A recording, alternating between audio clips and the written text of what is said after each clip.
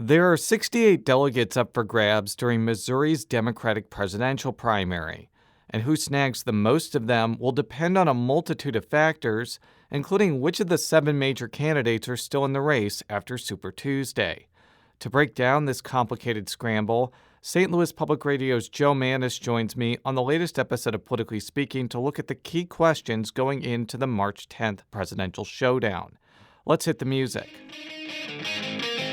This is the Politically Speaking podcast, the definitive show about Missouri politics. It's a little complicated in Bolivar because there is a Parsons family there. But we also knew that it was important to make sure that we got to where we needed to go. You know, if you walk in a room and you're getting ready to make a decision and everybody in the room looks like you need to stop. And right now what happens in the United States Senate is as critical as anywhere else in the country. I really want the state to succeed. Well, we want everybody to know that we're all working together. I just worked hard to try to build my name where I didn't have the money. And welcome to Politically Speaking. I'm your host, St. Louis Public Radio political correspondent Jason Rosenbaum. Joining me in studio today is... semi-retired Joe Mannies. We're getting the gang back together, yeah, so to political speak. writer, whatever, for St. Louis Public Radio. Cat enthusiast? Well, somewhat, but I'm gradually getting back into things. It's just had a busy life, and I'm right now in the middle of cataract surgery, so one eye is great, and the other eye is kind of odd. Well, Joe, it's great to have you back to talk about one singular topic on the Friday Roundup edition, and that is Missouri's Democratic presidential primary, which will take place on March 10th. It's going to be taking place after Super Tuesday, Correct. Which is on March 3rd.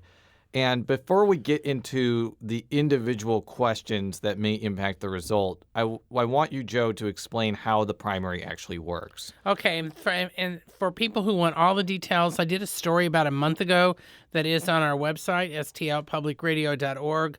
I didn't do a radio version because, frankly, I was in the middle of bronchitis, and so I sounded like Brando in The Godfather, so I was told that wasn't going to work. What, you're giving way more information to our listeners than they need to know. No, but continue. Yeah, I'm just trying to give them a little laugh. Okay, so here's what you need to know. Missouri's is March 10th. By the way, Illinois' is March 17th, a week later.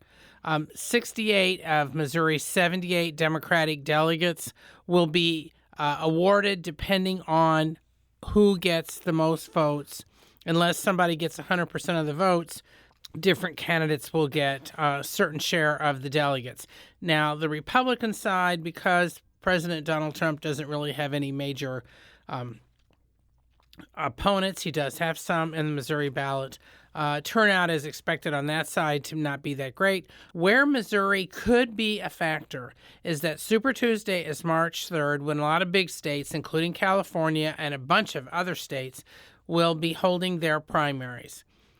So, but it's expected that none of the remaining Democratic candidates will get a majority by then. So Missouri and Ohio, which also has theirs on March 10th, could end up being the determining factor in helping to award the final group of delegates, final big block of delegates that some of these Democrats will need. Well, that gets us into the first of many questions that I have on this podcast, and that is, who will actually still be in the Democratic race on March 10th?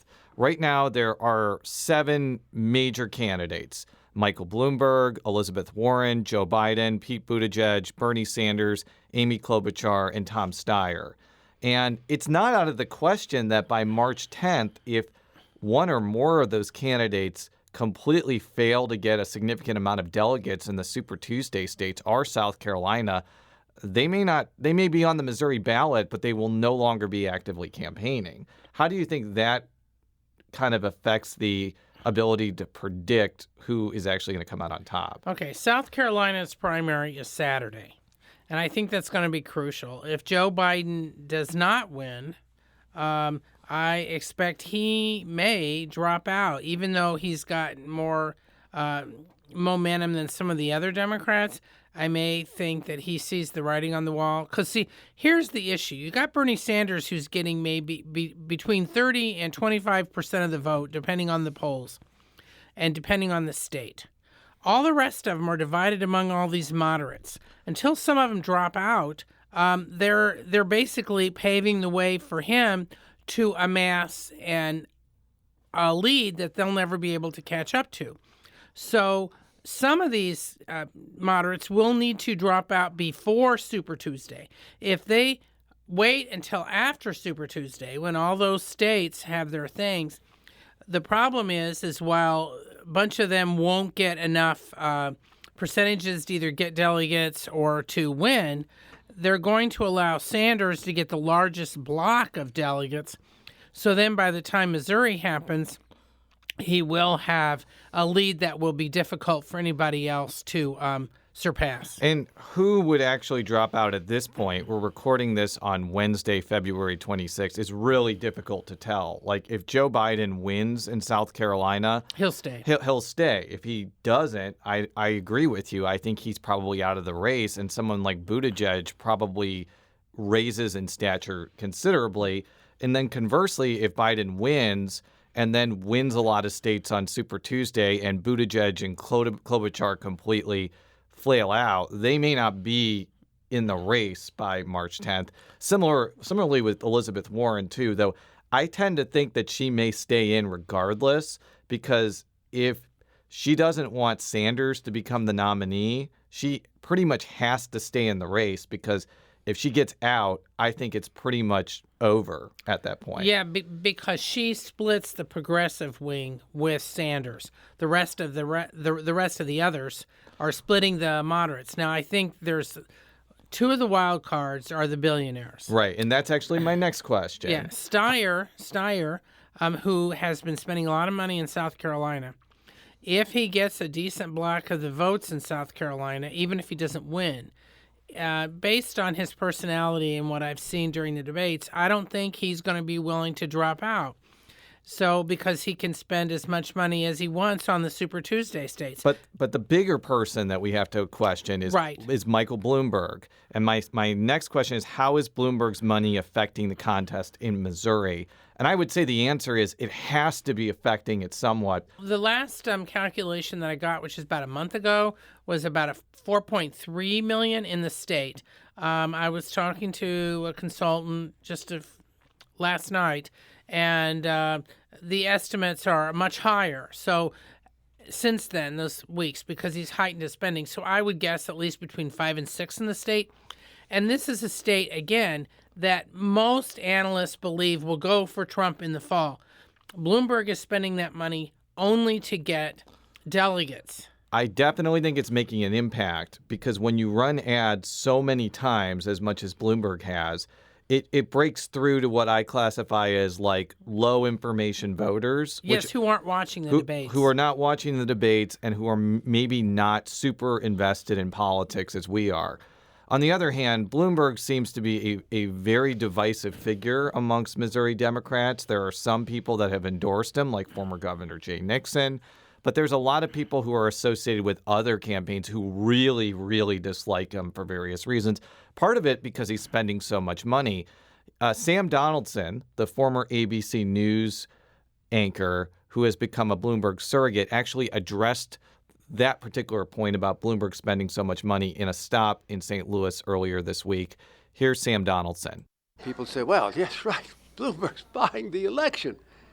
Money is buying the election. Whose money is what's at stake? Mike's putting his own in it, and if he's elected president, he doesn't owe anybody anything. Mr. Trump has the PACs out there, Sheldon Adelson, Steve Wynn, the great moguls from Las Vegas, and many other very rich people have put their money in those PACs. So here's a pot of money, and here's a pot of money. You've got some Democrats who, while they would prefer one of the other candidates, believe that they're not going to be able to defeat Trump. People who hate money in the system, the question becomes, do you want your candidates to be pure and probably lose, or do you figure, okay, we'll get the money anywhere we can, and once we get our person in, then hopefully we can change the laws. I'm not advocating that. I'm saying that's how some Democrats are thinking. But I think Bloomberg, because of his poor debate performances, he is reasonably self-aware, I think. I met him a few times years ago when he was in St. Louis for different things.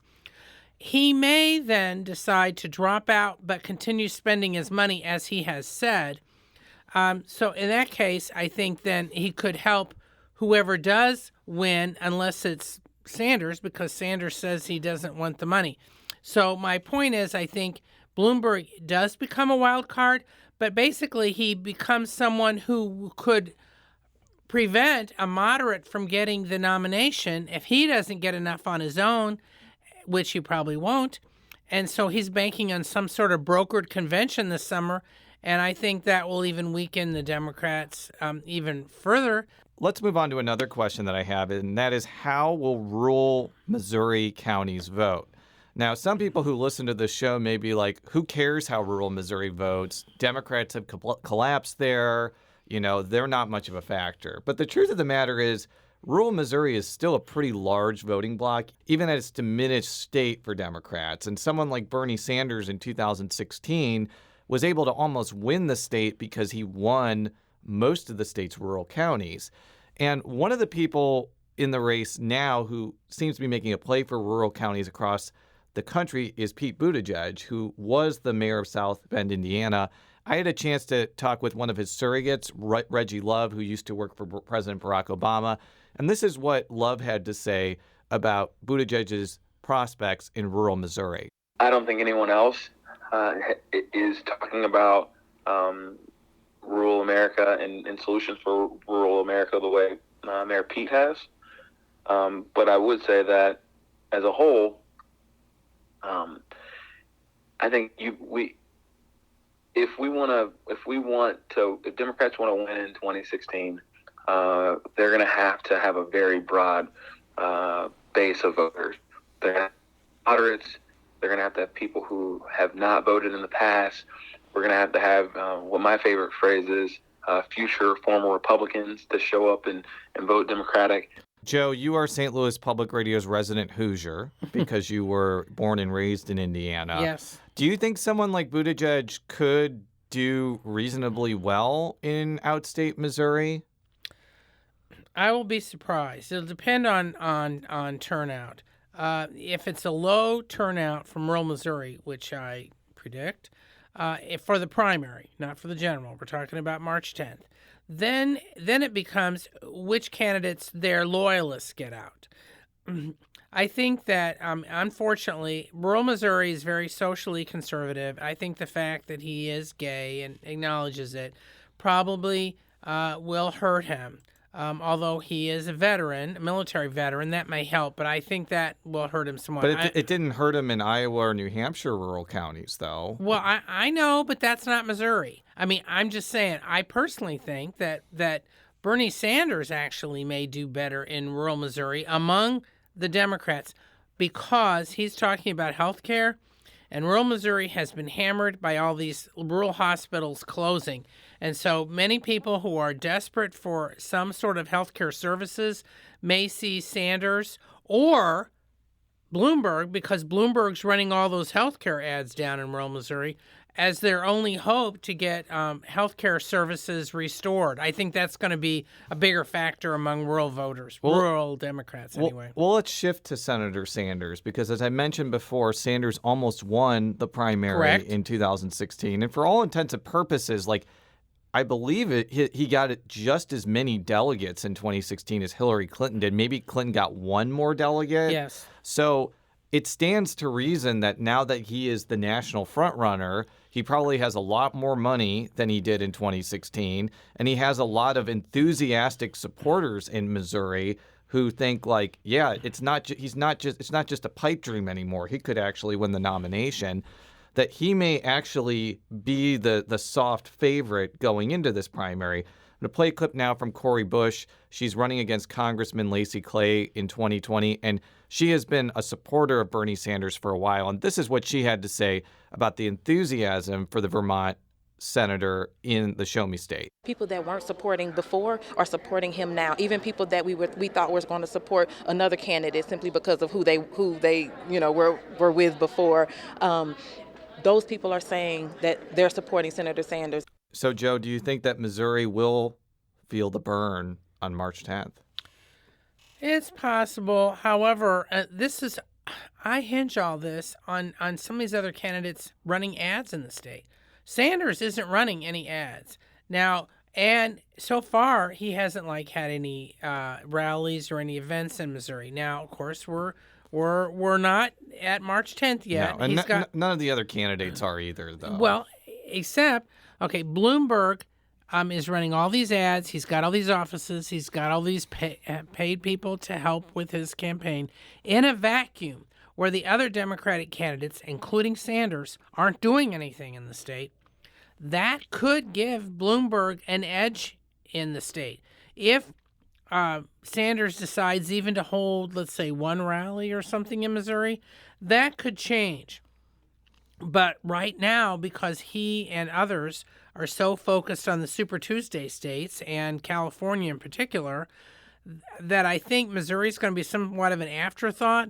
What I'm believing is that it'll be right after Super Tuesday, there'll be a week. And we may see a little blitz from these Democrats who come here and come to Ohio in hopes of changing things. But if Bloomberg has run, let's say, $10 million in ads by then, he actually could make a dent, whether he's still in the race or not. Now, granted, I only have a paltry 14 years of professional experience in Missouri politics, but I am old enough to remember other campaigns that barely spent any money or spent any time getting prominent endorsements here, winning pretty decisively. 2008, John McCain had maybe 3 major endorsements, and he beat both Mitt Romney and Mike Huckabee in Missouri. And yeah, but they didn't do as much either. Oh, they did quite a bit. Well, Huckabee did only in the southwest part of the state. They did. They both of those campaigns made quite an effort to make an institutional stamp on the state and failed pretty miserably. And obviously in 2016, Donald Trump had Phyllis Schlafly and Ed Martin as their most prominent endorsees, and he won the state over Ted Cruz, Marco Rubio, and John Kasich. Yeah, but he had a couple key rallies. One that you covered, which was crazy. And my point being is that someone like Trump and potentially Sanders, even just a rally that gets people all whipped up. That's what I'm trying to say. Can make the difference. But what I'm saying is that in those cases that you mentioned, there wasn't somebody else flooding the airwaves with ads that kind of muddy the waters, so to speak. We'll be back right after this message with more of our fast and furious breakdown of Missouri's 2020 Democratic primary. And we're back on Politically Speaking, where Joe Mannies and I are talking about Missouri's wild and wacky Democratic primary. I want to talk about a subject that both of us seem to harp on whenever we talk about Missouri elections, and that is how the suburbs will go. And I want to be more specific on this point. What I'm looking for is how majority white suburbs are going to vote. So I'm looking at places like parts of St. Louis County, St. Charles County, Jefferson County, Buchanan County, parts of Jackson County. What will those suburban white voters do on March 10th? Will they go with somebody like Bernie Sanders, or will they gravitate towards someone like Bloomberg, Biden, Buttigieg, or Elizabeth Warren? One is going to be what the unions do. Most of the nationals have endorsed Biden, but they haven't been out there going door to door yet. Do they play a role in the St. Louis area, even including Jefferson County and St. Charles, where there's a lot of union retirees? Do they start whipping people up in that last week before the primary, or do they just sit back? If they sit back, then I think it becomes the progressive fight between Warren and Sanders. But if labor gets in, because Missouri does not require people to register by party, if, let's say, a number of Republicans, let's say in the 2nd District, which is the suburban, let's say a number of Republicans in the 2nd District, since there's no contest on the Republican side decide to take a Democratic ballot, let's say they vote for Sanders because they think he'd be a weaker opponent to Trump, or if they're anti-Trumpers within the Republican Party, do they then go for, let's say, Biden or Buttigieg or even Klobuchar if she's still in the race? That could split up the moderate thing. I think there's some of this is going to hinge, like you and I just said, who's still in the race. But I think some of it's going to hinge on how many people who are independents or Republicans, moderate Republicans, take a Democratic ballot in Missouri because they want to have a voice, for good or bad, in the Democratic contest. In fact, Eric Fay, who's the Democratic elections director in St. Louis County, had mentioned that to me weeks ago, saying that was going to be a wild card, he thought, was how many Republicans actually crossed over. Let's move on to, I think, the number one question that I have about how the Missouri Democratic primary shakes out, and that is, who will African-American voters pick? I think this is by far the most crucial and unanswered question about this primary because, if I'm not mistaken, Joe, aren't black voters in Missouri the biggest, base of support for the Missouri Democratic Party now, or at least one of them? Well, as far as the bloc, they're about a quarter of the Democratic vote in the state. Right. So, and depending on turnout, I mean, some of it's not just the percentage, it's how many people. I mean, one of the reasons Trump did so well in Missouri in 2016 wasn't just that he got all these rural voters, but that urban turnout was not, I mean, it wasn't bad, but it wasn't as high as it had been, let's say, in 2008. The suburban vote was fairly decent in 2016, but not nearly enough to overcome that huge rural rave. This time, I think, many African-American voters or would-be voters, A, they want Trump out for various reasons, but B, they're a little, I think, not that energized about who's left. One of the prominent African-American political leaders in the state, Congressman Lacy Clay, is not endorsing anybody. He had endorsed Senator Kamala Harris, but she dropped out. Congressman Emmanuel Cleaver of Kansas City is supporting Biden. But this is what Clay had to say about kind of the impact of the African-American vote and kind of his impact on the Democratic presidential race, especially if it goes to a brokered convention. Today, African-American voters are just like all other voters trying to make a decision about who they want to support. I'm still trying to make a decision about who I want to support. For president, I haven't reached a decision, and I think that over the next couple of weeks before we get to March 10th here in Missouri, I will have to formulate an opinion about these candidates and pick the one that I think can best take on President Trump. Now, I personally think, and I've thought this for a while, that especially seeing who's left in the Democratic field, is that whoever gets the nomination for president on the Democratic side, I think they will have to have an African-American as their vice presidential running mate. I personally think it probably will, if it's a man who gets the top, that I think that's going to have to be somebody like Kamala Harris or Stacey Abrams. Maybe they could get by with Cory Booker. But I think that that's going to be a big factor in the minds of many African-American officials as they look at this field, as things winnow down in the next couple of weeks. It's not just who's at the top of the ticket, but who they think that person will pick as the number 2 person, and if they think that the person, that the potential nominee is aware enough or thinking enough about the importance of having a diverse ticket and an African-American as the VP. I want to ask how this intense scramble for the Democratic presidential nomination is going to affect Missouri's governor's race between Governor Mike Parson and State Auditor Nicole Galloway. Now, Joe, you kind of mentioned this on the onset. None of these candidates are going to win Missouri in November. The question is, how much are they going to lose by? If they lose by, I would say, between 5 and 10 percentage points, I think Galloway has a chance to win, because that means that Democrats are probably turning out higher than they did in 2016.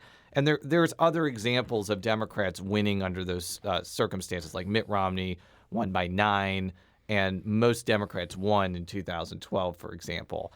Whoever's at the top of the ticket running for president, they don't necessarily help this is my view. They don't necessarily help the statewide field, but they can hurt it.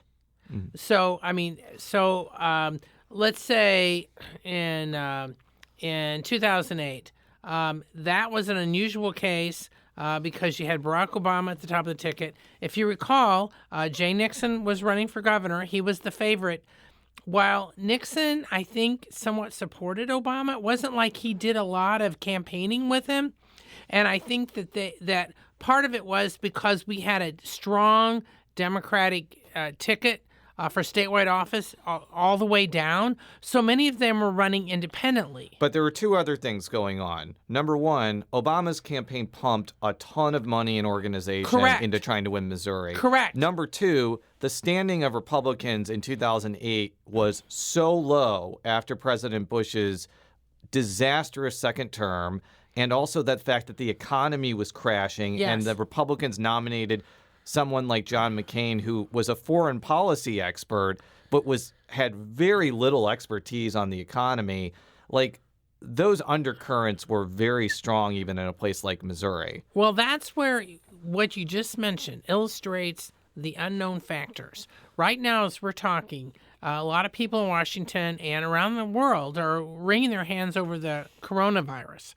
Does that somehow, between now, I don't know if it'll affect things by March 10th, but it could affect things over the course of the summer, and it could change all of our speculation and how we view things. Sometimes it's these unknown factors that really change things. Now, in 2012, for example, Romney did well in the state, but because the Democrats had a strong statewide ticket, and if you remember, it was the Claire McCaskill, Todd Aiken, the whole controversy over his comments about rape, that sort of changed things. And I personally think that McCaskill's strong victory in the race that year against Aiken helped a couple of the down ballot statewide Democrats that year. In 2016, you didn't have any of that, and the Republicans really swept things. And I think right now, Galloway, whether she's strong or not, the fact is that there aren't that many strong Democratic candidates looking at statewide office right now.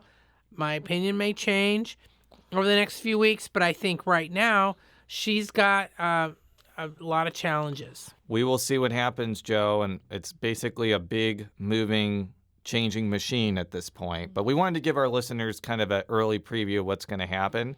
For all of our stories on the presidential primary and every other thing Missouri politics, go to stlpublicradio.org. Follow me on Twitter at @Rosenbaum.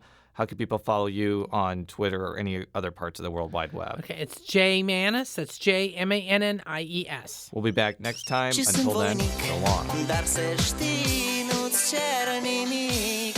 Vrei să pleci